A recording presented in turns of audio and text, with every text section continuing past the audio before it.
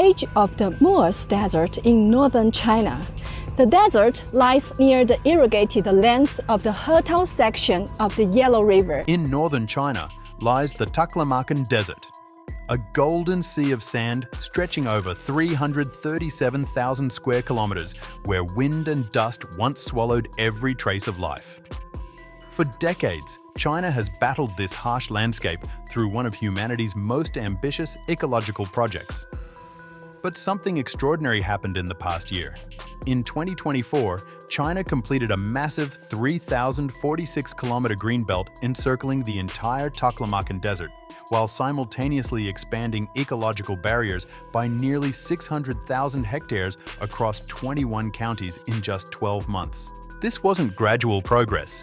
It was an acceleration that stunned environmental scientists worldwide. What took decades to develop suddenly achieved momentum that transformed landscapes at unprecedented speed. Where sandstorms used to wipe out villages, forests now anchor the soil.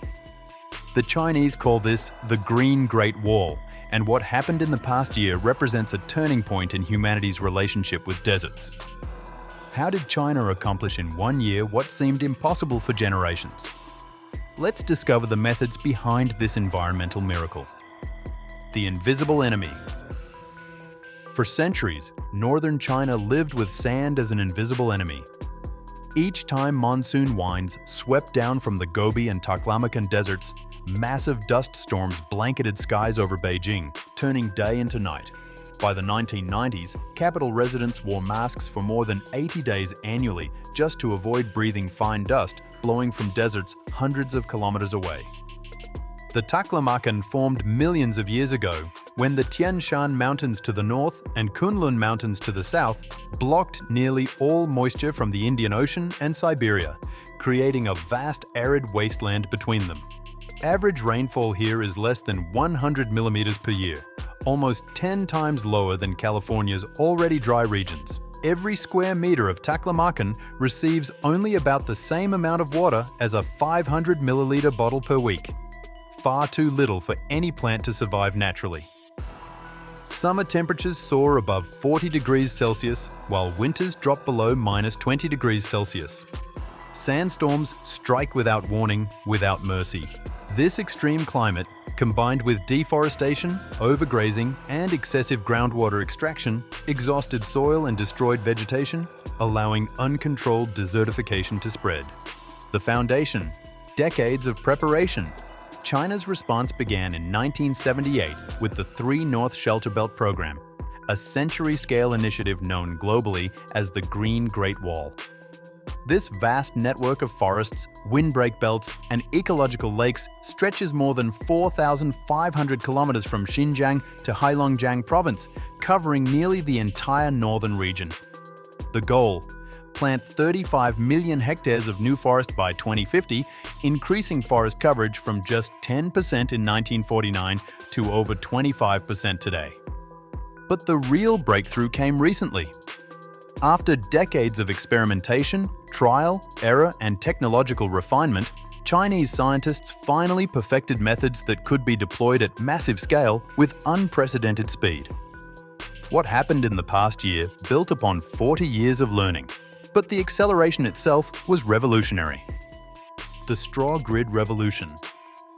The breakthrough technique involves creating geometric patterns across sand dunes using straw checkerboards. Across burning dunes of western China, straw is spread in neat geometric patterns. From above, the land looks like a gigantic checkerboard of golden squares stretching to horizons. Behind that simple image lies massive engineering carried out under brutal conditions. In the past year alone, China deployed this technique across unprecedented areas. Millions of pounds of straw were transported hundreds of miles into the desert's heart, where vehicles sink into soft sand and paved roads don't exist. Teams of workers dug shallow trenches and placed straw bundles into precise grid lines under relentless sun, with temperatures exceeding 49 degrees Celsius and no shade.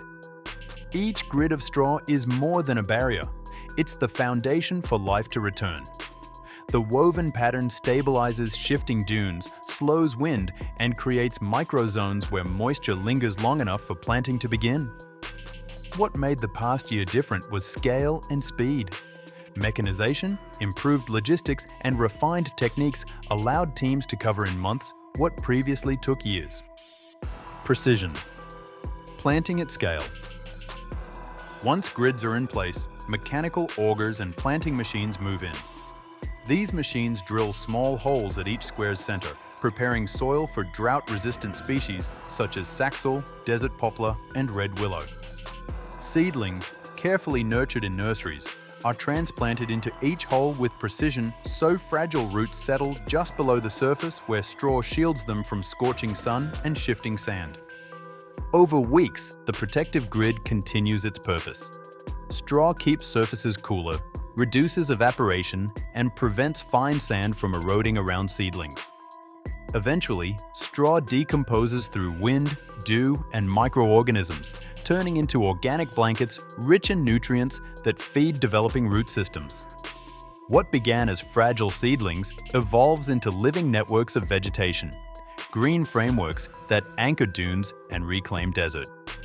Solar-powered irrigation. The second breakthrough method involves harnessing the desert's greatest asset, sunlight. The Taklamakan receives over 2,700 hours of sunlight annually, ranking among the world's highest in solar radiation. Rather than letting blazing sun scorch sand, engineers transformed it into massive renewable power sources that sustain forests. Along the Tarim Desert Highway, stretching more than 436 kilometers across the desert, engineers installed 86 solar-powered pumping stations. Each station hosts hundreds of photovoltaic panels generating electricity to pump groundwater from depths exceeding 100 meters. Water flows through underground pipeline networks and is distributed via drip irrigation, enabling more than 200,000 trees along the highway to survive in areas receiving almost no rainfall. The Tarim Highway has become the world's first carbon-free desert expressway, a place where sunlight generates electricity, electricity produces water, and water sustains life. To optimize space, solar fields are elevated about 2 meters above ground, allowing air circulation and plants to grow beneath. Shaded soil beneath panels retains more moisture and stays cooler, supporting species like licorice, red willow, and hawthorn, which form natural green zones under artificial power sources. Concentrated solar power. Beyond photovoltaic panels, China deployed concentrated solar power technology using heliostat mirror systems. Thousands of mirrors arranged in wide arcs rotate on 2 axes to follow the sun's path across the sky. Reflected light concentrates onto central towers where molten salt heats to more than 540 degrees Celsius. That heat produces high-pressure steam driving turbines and generators to produce electricity. Excess heat is stored in molten salt tanks, allowing plants to keep generating power at night or during cloudy weather. In the Taklamakan region, a 50-megawatt solar power tower facility was recently completed, providing reliable, renewable energy to support desert greening operations while reducing dependence on fossil fuels. This technology transforms the desert's harshest characteristic, relentless sunlight, into its greatest resource for sustaining life. The 2024 Breakthrough: 3,046 kilometers of green belt. Here's what made the past year extraordinary. In 2024, China completed a continuous 3,046-kilometer green belt completely encircling the Taklamakan Desert, a defensive ring of forests, shrubs, and grasslands that prevents sand from spreading outward while stabilizing the desert's edges. This massive undertaking involved coordinating work across 21 counties simultaneously, expanding ecological barriers by nearly 600,000 hectares in just 12 months. To put that in perspective, 600,000 hectares equals approximately 1.5 million acres, an area larger than the entire state of Delaware covered with new vegetation in a single year. This wasn't experimental planting on small test sites. This was industrial-scale ecological engineering deployed across hundreds of kilometers of some of Earth's harshest terrain. The acceleration was possible because China had spent decades perfecting techniques, developing drought-resistant plant varieties, establishing nursery networks capable of producing billions of seedlings, and training thousands of workers in desert restoration methods. By 2024, all these elements converged, allowing the project to achieve in 1 year what previously would have required a decade. Economic transformation. Beyond environmental benefits, China transformed desert edges into ecotourism destinations. Along Taklamakan and Gobi borders, artificial forests, solar farms, and water reservoirs have been developed into combined science and tourism parks. Community-based tourism is growing, blending eco-lodging with Uyghur and Mongolian cultural traditions. Travelers join camel riding tours across the desert, lasting 2 to 5 hours depending on routes, passing through sweeping dunes and rest stops set up amid sands. Each trip costs between $40 and $120 US. By combining conservation, education, and real-world experience, Taklamakan stands not just as a symbol of ecological restoration technology, but as proof that humans can live in harmony with nature. The measurable results. After decades of effort culminating in the past year's breakthrough, results have exceeded all expectations. According to official data, China has regreened more than 30 million hectares of barren land, increasing national forest coverage from 10% in 1949 to over 25% today. In regions like Aksu and Kashgar, once nothing but endless dunes, now stretch vast forests of poplar, hawthorn, almond, and walnut trees reaching to horizons. Scientists estimate that sandstorm frequency has dropped by 82% compared to the 1980s, while dusty days in Kashgar have fallen from around 100 days to just 30 per year. The once dead lands now absorb more than 20,000 tons of CO2 annually, forming what many call the desert's green lungs. Most remarkably, the 2024 acceleration demonstrates that ecological restoration can reach tipping points where decades of preparation suddenly enable exponential progress. Conclusion. When preparation meets opportunity.